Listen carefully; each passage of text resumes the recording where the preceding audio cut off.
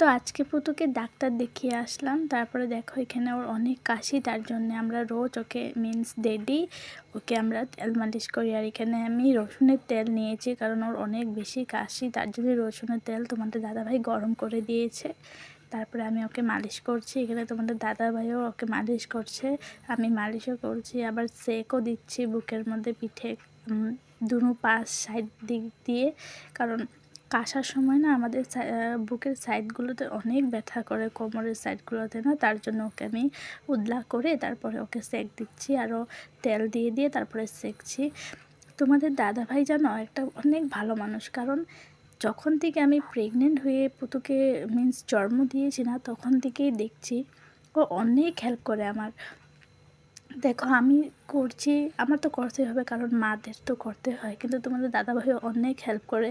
এই রাত্রে যখন ওর শরীর ভালো থাকে না, ও উঠে পড়ে আমার সাথে। যখন ওর খিদে পায় তখন ও উঠে আমাকে খাবার বানিয়ে দেয়, আমি খাওয়াই, ওকে খাইয়ে দিই, তোমাদের দাদাভাই বানিয়ে দেয়। এরকম না যে আমি ঘুমিয়ে থাকি, তুমি তো করছো আমি ঘুমিয়ে থাকি, না, তোমাদের দাদাভাই কোনো দিনও ঘুমিয়ে থাকে না, সবসময় উঠে আমার অনেক হেল্প করে।